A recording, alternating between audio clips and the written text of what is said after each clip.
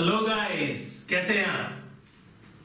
तो दोस्तों आज हम आपके सामने लेकर हाजिर हैं अपना नया चैप्टर जिसका नाम है इशू ऑफ शेयर्स। तो अकाउंट्स में इस चैप्टर का बहुत बड़ा इंपॉर्टेंस है दोस्तों, और इस चैप्टर के साथ अब हम इशू ऑफ शेयर्स कैसे होता है, ये शेयर्स क्या होते हैं, इसका प्रोसीजर कैसे होता है, कौन कौन से इसमें केसेस आ सकते हैं और जर्नल एंट्री होंगी तो कैसे होंगी, ये सब बातें आज हम करेंगे। तो इशू ऑफ शेयर्स कौन कर सकता है, आइए शुरुआत से इसके बारे में देखें। तो चैप्टर का नाम है दोस्तों इशू ऑफ शेयर्स, ठीक है जी। और ये जो इशू ऑफ शेयर्स है मेरे भाई, एक तो आ गया वर्ड इशू और एक हो गया शेयर्स। सवाल आता है कि करेगा कौन? कंपनी जो कि एक टाइप ऑफ ऑर्गेनाइजेशन है, जैसे कि सोल प्रोप्राइटरशिप होती है, पार्टनरशिप होती है, उसी तरह से कंपनी भी आपने एक टाइप ऑफ ऑर्गेनाइजेशन के रूप में पढ़ा है। बोलिए हाँ या नहीं? फॉर्म ऑफ ऑर्गेनाइजेशन के रूप में पढ़ा है। तो पैसा किस तरीके से लिया जाता है कंपनी के द्वारा, ये सब बातें आज हम जानेंगे। तो दोस्तों कंपनी जो है, कंपनी एक सेपरेट लीगल एंटिटी है, ये सब बातें हम पढ़ चुके हैं। कंपनी अपने कैपिटल को, बिजनेस को करने के लिए जब कैपिटल लाती है, कंपनी ने बिजनेस करना होगा, बोलिए हाँ या ना? यस। उस बिजनेस में कैपिटल की जरूरत होगी, बोलिए हाँ या ना? बिल्कुल। ये जो कैपिटल है, ये सारी की सारी कैपिटल छोटे छोटे पार्ट्स में डिवाइड कर दी जाती है, ठीक है कि नहीं? क्यों डिवाइड कर दी जाती है? ताकि बहुत सारे लोग इसमें पैसा लगा सके। अगर ये एक पब्लिक कंपनी है, अगर ये प्राइवेट कंपनी है, तो भी दो या दो से ज्यादा लोग मिलकर इस कंपनी को बनाएंगे, तो कितना हिस्सा कौन लगाएगा, ठीक है कि नहीं? इसीलिए इसे डिवाइड किया जाता है। तो कैपिटल जो है क्या की जाती है, छोटे छोटे पार्ट्स में डिवाइड कर दी जाती है, और वो छोटे छोटे पार्ट्स कहलाते क्या है दोस्तों?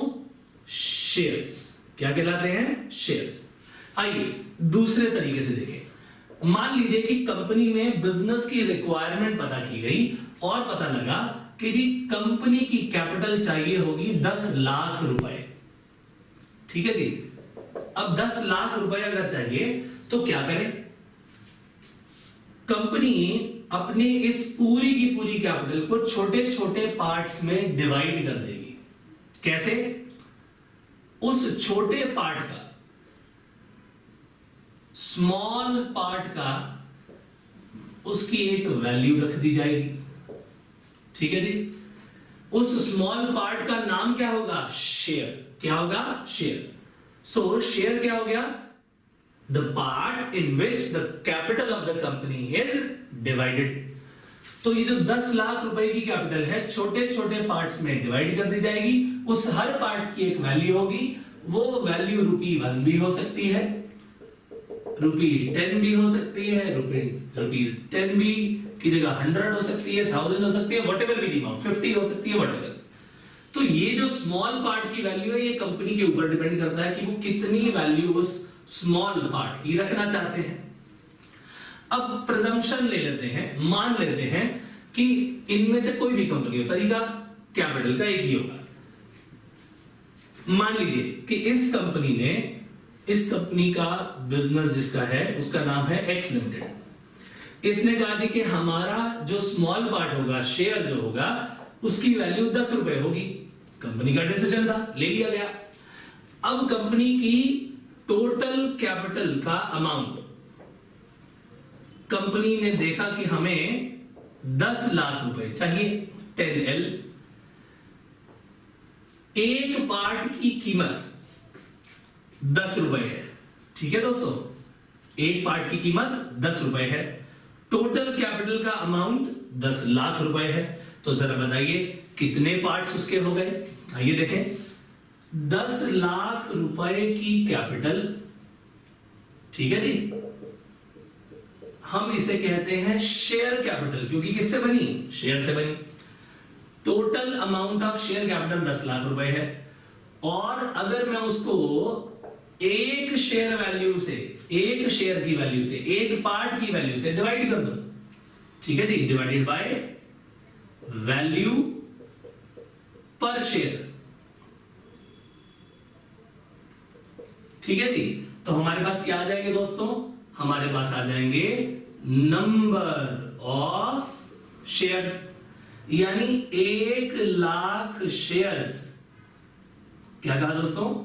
1 लाख शेयर्स में डिवाइडेड है ये पूरी की पूरी 10 लाख रुपए की कैपिटल। यानी कंपनी ने बिजनेस शुरू किया, कंपनी को कैपिटल की रिक्वायरमेंट थी, कंपनी ने उस कैपिटल को छोटे छोटे पार्ट्स में डिवाइड किया। उसका मेजर कारण होता है कि जब व्यक्ति जो शेयर होल्डर है, अगर वो अपने हिस्से को बेचना चाहे तो उसको बेचना बहुत ज्यादा आसान होना चाहिए, और उसे आसान करने का तरीका क्या है कि उसे शेयर कैपिटल को छोटे छोटे शेयर्स में डिवाइड कर दिया जाए। तो मेरे पास जितने शेयर होंगे, उसकी जितनी वैल्यू होगी, उसके हिसाब से मैं कुछ पोर्शन को चाहूं तो उस पोर्शन को बेच भी सकता हूं, ना चाहूं तो अपने पास रख सकता हूं। तो the most important part, the most important point why the share is being divided into these multiple parts is so that the transferability of shares becomes very very easy। तो इसका मतलब ये हुआ कि आज कंपनी ने अपने शेयर्स को डिवाइड कर दिया है। कंपनी ने कहा कि हमारी, अगर आज शेयर कैपिटल की आप बात करो तो कंपनी की शेयर कैपिटल कैसे हो गई? आइए देखें। शेयर कैपिटल क्यों बोला मैंने इसे? क्योंकि कैपिटल को शेयर्स में डिवाइड कर दिया। Share capital of the company is divided into 1 lakh shares of rupees 10 each। So share capital is divided into 1 lakh shares of rupees 10 each। That means 1 lakh shares हो गए मेरे दोस्तों at the rate of rupees 10 each। Total कितनी हो गई share capital? 10 lakh रुपए की total capital हो गई। क्या ये बात समझ आई या नहीं आई? अब सवाल ये आता है कि कंपनी किस तरीके से अपने इन सारे के सारे शेयर्स को इशू करती है। हमने शेयर्स की बात की, अब हम बात करेंगे इशू की। ये कौन करेगा? ये सारा किसके द्वारा होगा दोस्तों? By company. Is that clear? By a company. तो अब चलता हूं मैं आगे। अब सवाल ये आता है कि कंपनी ने अगर फॉर एग्जांपल सारे के सारे शेयर्स को इशू करना है तो इशू करने का तरीका क्या होगा? 10 रुपए का अगर एक शेयर है दोस्तों, तो अब सवाल ये आता है कि उसे आगे किस तरीके से बहुत सारे इन्वेस्टर्स में बांटा जाए जो हमारे शेयर्स को लेने के लिए राजी हैं। तो कंपनी कहती है कि मैं अपने शेयर्स को इशू करना चाहती हूं, यानी इशू ऑफ शेयर करके कैपिटल को लेना चाहती हूं, कंपनी ये बोलती है। कंपनी एक सेपरेट लीगल एंटिटी है, आर्टिफिशियल पर्सन है, उसको चलाने वाले लोग जो हैं वो कौन है दोस्तों? कंपनी के डायरेक्टर्स। तो है तो वो एक कैसी कंपनी? आर्टिफिशियल।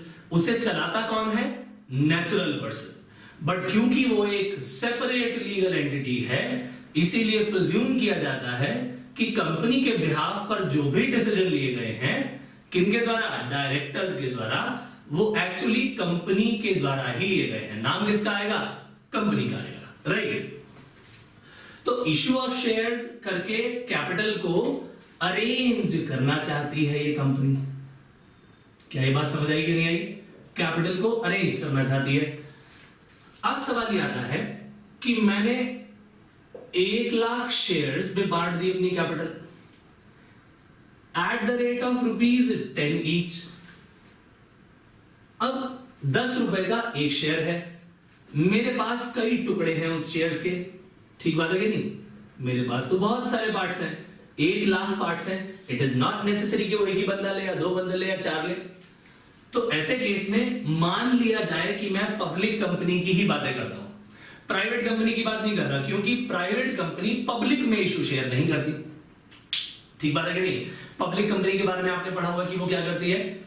पब्लिक कंपनी सबसे पहले प्रोस्पेक्टस बनाती है, उस प्रोस्पेक्टस को ले जाकर के वो पब्लिक में इशू करती है, बहुत सारी पब्लिक के लोगों को इनवाइट करती है कि आओ मैं अपने शेयर्स बेचना चाहती हूं, इन्वेस्ट करना चाहते हैं तो आओ मेरे पास एप्लीकेशंस भेजो, प्रोस्पेक्टस के पीछे एप्लीकेशन लिखी उसे फिल करो और मेरे पास भेजो।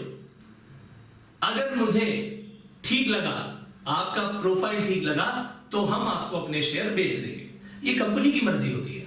Is that clear? कंपनी की मर्जी है कि वो अलॉट करे या ना करे, एप्लीकेशन इनवाइट की जा रही है। इज दैट क्लियर और नॉट? तो पब्लिक कंपनी, मैं यहां जब बातें करूंगा तो किसकी करूंगा? Public company. थोड़ी देर पहले मैंने पब्लिक और प्राइवेट लिखा। पब्लिक और प्राइवेट क्यों लिखा? क्योंकि शेयर्स तो दोनों के ही होते हैं, बट इशू ऑफ शेयर्स जो पब्लिक में किया जाएगा वो पब्लिक के द्वारा किया जाएगा, केवल पब्लिक कंपनी के द्वारा किया जाएगा। इसीलिए जो प्रोसीजर आप देखने जा रहे हैं अभी वो पब्लिक कंपनी का है। Is that clear? क्योंकि पब्लिक में ही हम इशू करेंगे, सब्सक्रिप्शन लेंगे, राइट? तो पब्लिक कंपनी ने क्या किया, आइए देखें। पब्लिक कंपनी ने प्रोस्पेक्टस इशू किया, ठीक है दोस्तों? प्रोस्पेक्टस किसमें इशू किया? पब्लिक को इशू किया। पब्लिक को ठीक लगा तो पब्लिक ने क्या किया? एप्लीकेशंस भेजी कि हम आपके शेयर्स लेना चाहते हैं जी, हम आपके शेयर्स लेना चाहते हैं। कंपनी कहती है ठीक है हम देखेंगे कि आपने वो एप्लीकेशन फॉर्म फिलअप करके भेजा जो हमने प्रोस्पेक्टस के पीछे लगाया था। वो कहेंगे हाँ जी हाँ, हमने एप्लीकेशंस फिलअप कर दी बिल्कुल अच्छी तरह से। कंपनी कहेगी ठीक है, मैंने उसके साथ एप्लीकेशन जो आपने भेजी है उसके साथ पैसा भी मांगा था कि कुछ एप्लीकेशन मनी भेजो, मैं जरा चेक तो करूं कि कितने लोगों का इंटरेस्ट है मेरे शेयर्स को खरीदने में। तो क्या करती है कंपनी? ये पब्लिक कंपनी प्रोस्पेक्टस इशू करती है, एप्लीकेशन फॉर्म इसके साथ अटैच जो होता है, और पब्लिक में जब इशू होता है तो पब्लिक उन एप्लीकेशंस को भर के फिलअप करके साथ में एप्लीकेशन मनी भी भेजती है, क्योंकि भैया सीरियसनेस भी तो चेक करनी होती है ना। ऐसे तो कोई भी आ जाएगा हाँ जी हाँ मैं शेयर्स लूंगा। सीरियसनेस चेक करने का तरीका क्या है कि एप्लीकेशन मनी ले लो साथ में थोड़ा सा। अब आप कहोगे जी थोड़ा सा क्या, पूरा ही ले लो एक बार में। बिल्कुल ठीक बात है जी। तो एप्लीकेशन मनी हो सकता है पूरे 10 रुपए हो, पूरी की पूरी शेयर की वैल्यू 10 रुपए क्या कहलाती है? Face value. जो शेयर का हमने अमाउंट रखा क्या बोलते हैं दोस्तों उसे? फेस वैल्यू, ठीक है कि नहीं? इसका एक और भी नाम है, इसे कहा जाता है पार वैल्यू। पार वैल्यू क्यों कहा जाता है ये मैं आपको बताऊंगा थोड़ी देर बाद, लेकिन ज्यादातर इसे क्या कहा जाएगा? Face value. पार वैल्यू कहलाने का भी एक रीजन है, वो आपको बताऊंगा। तो भैया हो सकता है कि वो सारी की सारी फेस वैल्यू एक ही बार में मंगा ले, ऐसा भी पॉसिबल है। इसे हम कह देंगे लमसम। क्या बोल देंगे इसे? लमसम। एक ही बार में सारा पैसा मंगा लिया। ये हो गया दोस्तों केस 1। ऐसा भी हो सकता है कि वो केस 2 फॉलो करे, यानी वो क्या करे? फुल फेस वैल्यू ना मंगाए। यहां पर तो क्या किया गया? फुल फेस वैल्यू मंगा ली, लेकिन यहां पर क्या कहे? पार्ट ऑफ फेस वैल्यू मंगाए। यानी एक तरह से ये था लमसम का केस, और ये क्या हो गया दोस्तों? इंस्टॉलमेंट का केस। बात समझे कि नहीं? यानी 2 केस हो गए आपके सामने कि कंपनी जब प्रोस्पेक्टस इशू करेगी, पब्लिक में इशू करेगी। प्रोस्पेक्टस में कंपनी की सारी डिटेल्स होगी कि आप जो पैसा दोगे हम उस पैसे का क्या यूटिलाइजेशन करेंगे, सारा पैसा किस जगह लगाया जाएगा, इससे क्या क्या फायदे हो सकते हैं, और उसके बाद आपको कितना रिटर्न मिलेगा। ये सारी कहानियां, सारी कंपनी की इंपॉर्टेंट चीजें सब प्रोस्पेक्टस में लिख दी जाएंगी और पीछे अटैच कर दिया जाएगा एप्लीकेशन फॉर्म। अब एप्लीकेशन फॉर्म पब्लिक फिलअप करके भेजेगी। एप्लीकेशन जब भेजेगी तो फिलअप करके भेजेगी, साथ में एप्लीकेशन मनी भी भेजेगी। अब कंपनी की मर्जी थी, पब्लिक कंपनी की मर्जी थी कि वो केस 1 फॉलो करे या फिर केस 2 फॉलो करे। ये केस 1 और केस 2 जो है ये कंपनी की मर्जी है दोस्तों कि वो कंपनी किस तरीके से पैसा लेना चाहती है। ये पब्लिक पर डिपेंडेंट नहीं है कि वो सारा पैसा दे या इंस्टॉलमेंट में दे। ये सब कौन डिसाइड करेगा? पब्लिक कंपनी डिसाइड करेगी। तो कंपनी ने डिसाइड किया जी मैं तो सारा का सारा पैसा एक ही बार में लूं, तो ठीक है जी, हमारा डिसीजन ये है कि हम केस 1 फॉलो करेंगे और इसके मुताबिक 10 के 10 रुपए एक ही बार में मंगा लेंगे। बिल्कुल ठीक है, लमसम कहलाएगा, पॉसिबल है ये बात। कंपनी कहती है नहीं जी नहीं, एक काम करते हैं, सारा पैसा इकट्ठा नहीं मंगाएंगे, हम ना इंस्टॉलमेंट्स में मंगाएंगे ताकि लोग जो है उनके लिए पैसा देना आसान हो जाए। ठीक है या नहीं? तो उन्होंने क्या किया? इंस्टॉलमेंट में पैसा मंगा लिया। अब इंस्टॉलमेंट का मतलब क्या हुआ कि पार्ट ऑफ फेस वैल्यू मंगाया। हो सकता है वो सारा 10 रुपया ना मंगाए, 10 में से कोई भी पार्ट मंगा ले, 2 रुपए, 3 रुपए, 4 रुपए, 5 रुपए, वॉटेवर भी दी अमाउंट, 1 रुपया भी मंगा सकते हैं भाई। तो ये है तरीका। इसका मतलब ये हुआ कि पहला पॉइंट जो हमारे सामने आया वो ये कि पैसा जब मंगाया जाएगा, ये जो 10 रुपए की जो फेस वैल्यू मंगाई जा रही है, या तो ये केस नंबर 1 फुल मंगा लिया जाएगा यानी लमसम में, या फिर ये जो पैसा होगा वो केस 2 के हिसाब से यानी इंस्टॉलमेंट्स में मंगाया जाएगा। ये पोर्शन हमारा ए पार्ट कहकर नोट कर लीजिए। ठीक है जी। अब दूसरी बात, ये तो वो पोजीशन हुई कि मैंने ये पैसा जो फेस वैल्यू है, शेयर का जो पर शेयर का पैसा है, ये 10 रुपीज पर शेयर था ना, ये पैसा किस तरीके से मंगाना है? एक बार में मंगाना है या मुझे पार्ट्स में मंगाना है? अब मैं इसका बी पॉइंट बताने जा रहा हूं दोस्तों, बी पॉइंट। ठीक है जी, बी पॉइंट यहां लिखने जा रहा हूं मैं। तो पहले आप ये नोट करेंगे, फिर ये नोट करेंगे, फिर ये नोट करेंगे। अब दोस्तों ये जरूरी भी नहीं कि मैं अपने शेयर की जो फेस वैल्यू रखी है उसी पर शेयर को बेचूं।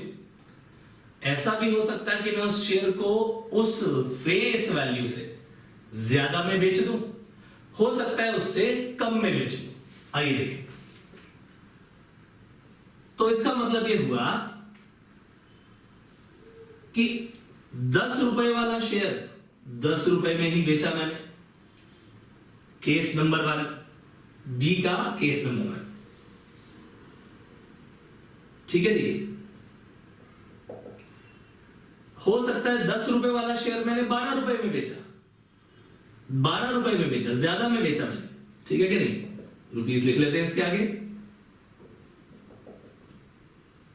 10 रुपए का शेयर 12 रुपए में बेचा, ये हो गया मेरा केस 2। और हो सकता है 10 वाला शेयर 9 में बेचा, ये हो गया केस 3। तो आइए पहले इसके नाम पढ़ लेते हैं, फिर बातचीत करेंगे। इसे कहा जाता है दोस्तों एट पार। क्या कहा जाता है?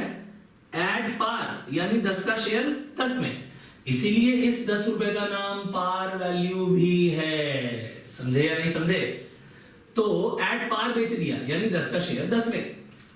लेकिन अगर मैंने उसे ज्यादा में बेचा तो उसे बोलते हैं प्रीमियम, यानी कुछ एक्स्ट्रा। कंपनी की भाई वैल्यू ज्यादा है, कंपनी उसका नाम ज्यादा बढ़ रहा है, तो कंपनी अपने शेयर की वैल्यू ज्यादा भी रख सकती है। और क्योंकि लोगों को लगेगा अरे भाई ये तो कंपनी बहुत ही प्रीमियम कंपनी है, इसीलिए लोग उसका पैसा देने के लिए भी तैयार हो जाएंगे भाई ज्यादा। एक और चीज आती है और वो है कम में बेचना, उसे बोलते हैं एट डिस्काउंट। ठीक है दोस्तों, कम में बेचना। तो मेरे भाई पहले जब तक कंपनीज एक्ट 2013 नहीं आया था, क्या कहा मैंने? कंपनीज एक्ट 2013 जब नहीं आया था तब तक पुराना वाला एक्ट फॉलो हो रहा था, ओल्ड एक्ट फॉलो हो रहा था, कंपनीज एक्ट 1956, और उसमें कई बार अमेंडमेंट्स आई।